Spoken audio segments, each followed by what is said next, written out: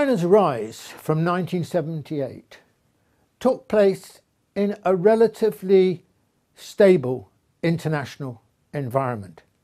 And at the core of this was the relatively benign relationship between the United States and China.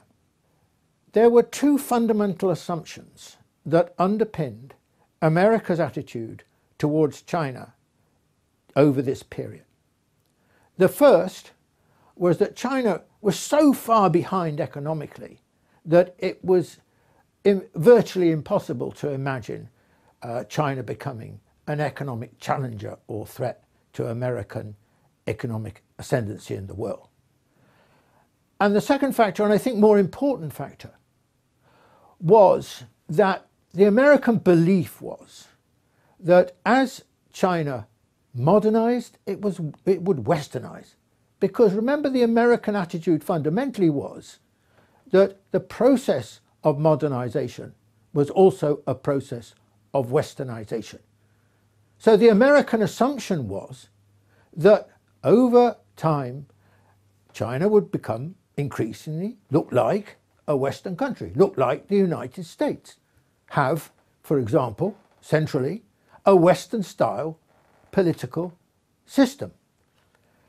And so this was the other aspect. And the Americans took it for granted that if this didn't happen, then China's rise would come to an end, hit a wall, be unsustainable. Now, what began to undermine these two American assumptions about China really starts with the financial crisis, Western financial crisis, in 2008.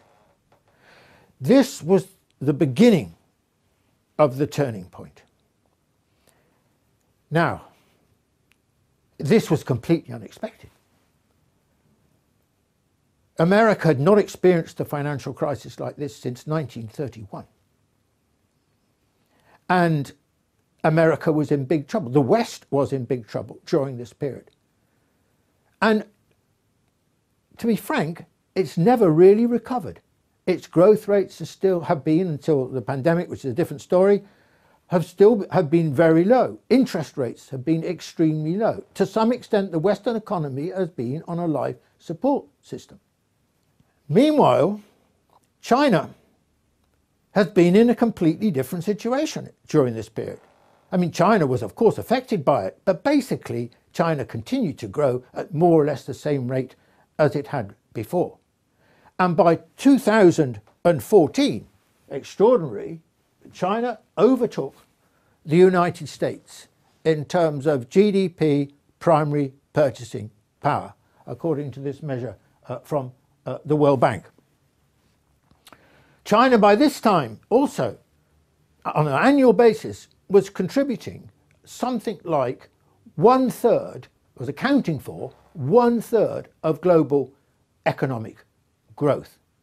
So you see, there's a chasm in the experience, on the one hand of the Western, United States in particular, where it all started, and on the other hand, China. But there was something else we must add to this picture. And that was, remember, politics. The economic crisis was expected by the West to happen in China. It happened in the West. The political crisis was expected by the West to happen in China. It happened in the West. Because what happened was that there was growing discontent, unease, dissent, anxiety, anger in the West about the impact of the financial crisis on people's living standards and so on. And you got the rise of growing dissatisfaction, particularly amongst traditional working class people and so on in the States and elsewhere, and the rise of what we came to know as populism. So this was a really important moment which began to undermine the situation in the West, both economically and politically. And with the consequence that there was also, because of the contrasting experience, on the one hand of the West, on the other hand China, a growing anxiety in the West, and particularly in governing circles, but not only in governing circles, about the challenge of China challenge, our partner, as it were, since 1972, was seen increasingly as a threat. There was growing anxiety, there was growing hostility towards China as a result of this. And so eventually, of course, this culminates in the election of Trump in 2016 as American president.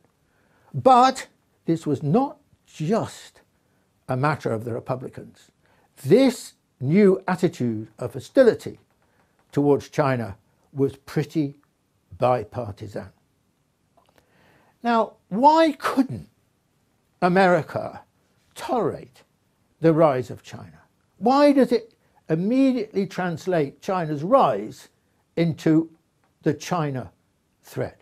And here we have to, I think, understand the psychology of an imperial power, and the United States in particular. You see, the Americans are extraordinary over a very long historical period, centuries, have always kind of been on the rise. And since 1945, they've been overwhelmingly the kind of global hegemon. The idea that America is number one is part of the American DNA. It's not just the presidents and the congressmen and so on who believe this. This is deeply imbued, I think, in the average American. The Americans think they're best. The Americans think they have to be top dogs. They're not going to be bossed around by anyone else. They're not going to be rivaled by anyone else. Now, of course, the reality is rather different, historically speaking, because no country can ever expect to be number one forever. Think of China, the century of humiliation. China was displaced. And so this was the case with Britain and so on. And this will be the case with the United States. America's relative economic decline probably starts around the 1980s. But the Americans have basically been in denial of this. Even to this day, they're largely in denial. It would be suicide for an American president to say, we are in decline and we cannot change that situation. We have to accommodate ourselves to a new world. Americans are not ready for this kind of argument. So, what was the American response to China as a threat? Essentially, the American response was an assault against China, to find a way of making China's rise more difficult, to prevent China's rise if possible, if not at least obstruct China's rise. And so, after Trump becomes president, you see after a short while the beginning of the trade war. And then after the trade war, or alongside the trade war, the tech war. And steadily, as the acrimonious and abrasive approach to China developed, you see action being taken against China on all sorts of different fronts. I would argue now, I think probably it would be appropriate to call the situation that the world is now in and the relationship between the United States and China as a new Cold War. But just because we use the term Cold War doesn't mean we should confuse or conflate this Cold War with the one between the United States and the Soviet Union. There are three fundamental differences between them.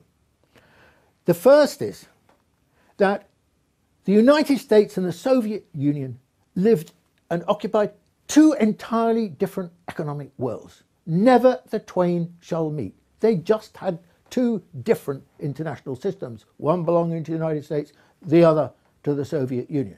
Now, of course, this is not the situation with China. China is hugely integrated with the global economy. Indeed, I would argue that in some respects it's more integrated with the global economy than is true of the United States.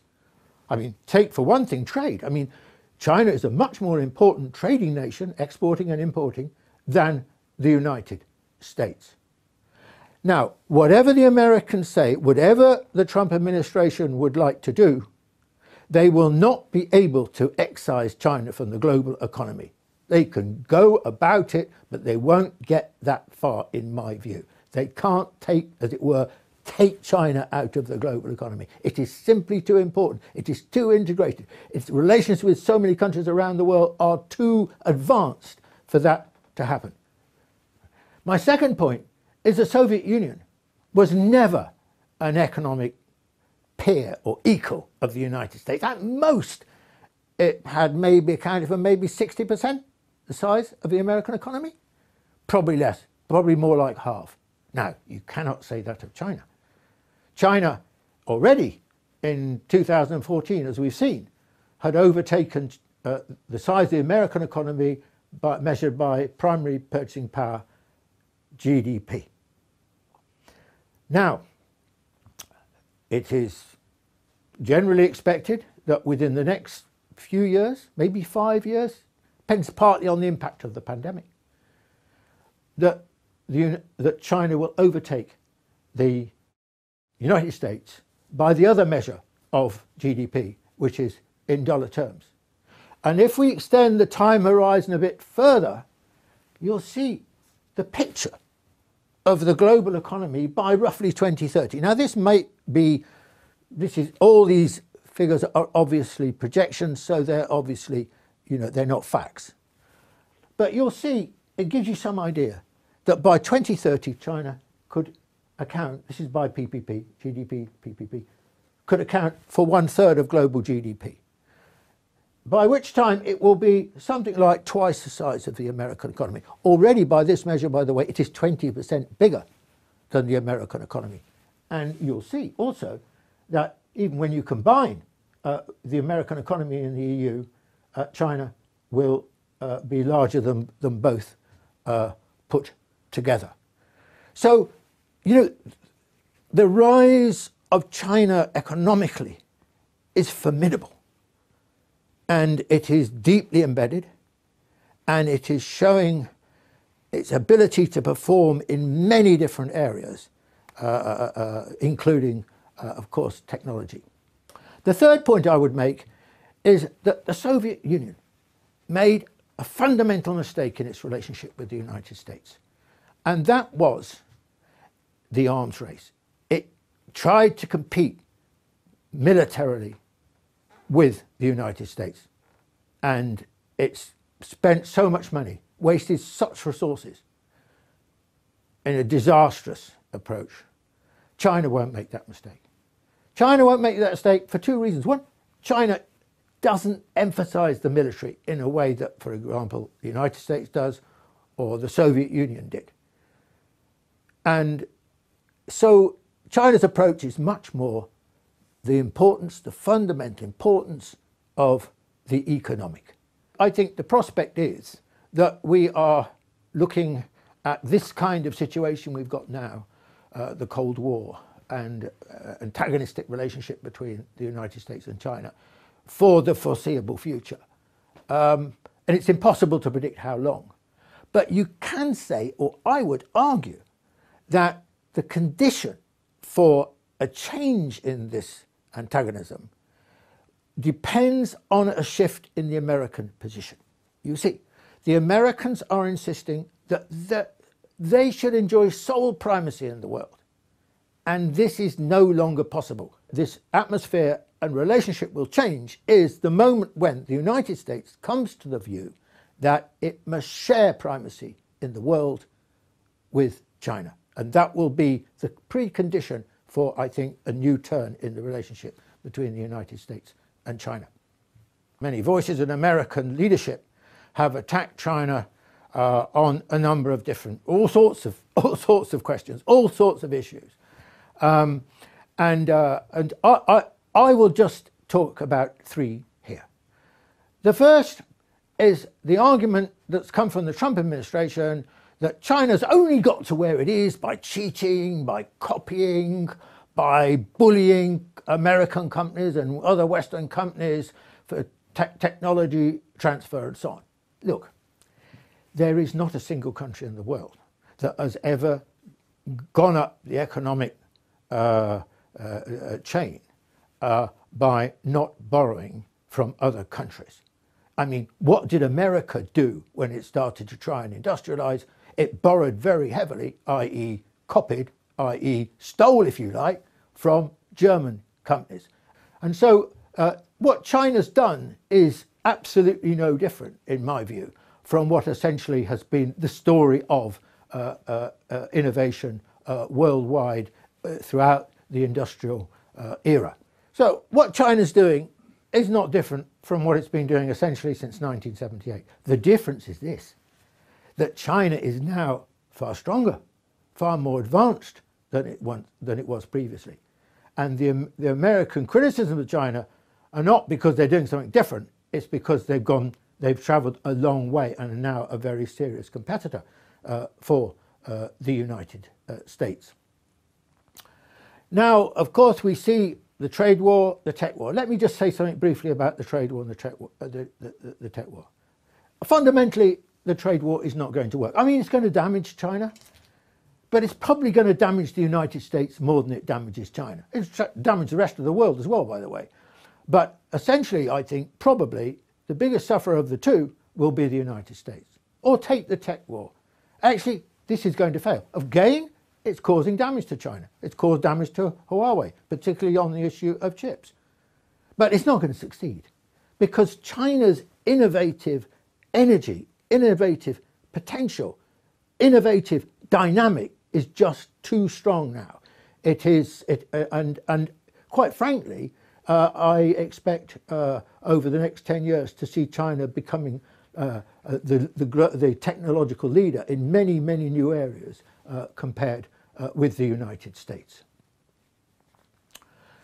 Now, this brings me to my second point, and I think one of the most depressing, in fact, one of the most disgraceful episodes in Western attitudes towards China was to do with the pandemic, COVID-19. I mean, in January, China was struggling to understand what the pandemic was, to identify it, and to work out how to deal with it. And the West, particularly the Americans, but not only the Americans, my own country, Britain, for sure, relentlessly attacked China. You know, cover up, secrecy, you're not telling us the truth, you're covering up, the survival of the government the party matters more than the survival of people. And so these were the kind of arguments that were dredged up. This was in a situation where China was struggling in great difficulty. Remember, China was the first to tackle the question of COVID-19. Now, and you can see that actually China's performance on COVID-19, certainly from late January, was brilliant. I mean, these figures here are on the basis of per capita, the number of deaths per capita. Look at China. Probably the strongest performance of any country in the world, even though it had to tackle COVID-19 before anyone else. And all those great critics, the United States and other Western countries, my own United Kingdom and so on, who could not stop themselves attacking China, showed no compassion in January, have had those 2 extra months to deal with it, could have learned from China, and look at them, a miserable performance. And I would say this, in addition, that the pandemic has been, perhaps above all, a test of governance. And without question, China has come through this fundamentally with flying colours. And the United States has been proven under the Trump leadership, but I think unfortunately more generally, to have been incompetent. And the fact that China's now coming out of the pandemic, of course, has created major economic opportunities. There's only one country of this list here that is going to have positive growth in terms of GDP in 2020, and that is China. Everyone else, look at that, minus 8% these are IMF projections, 8% decline for the United States, 10% for the UK, and so on.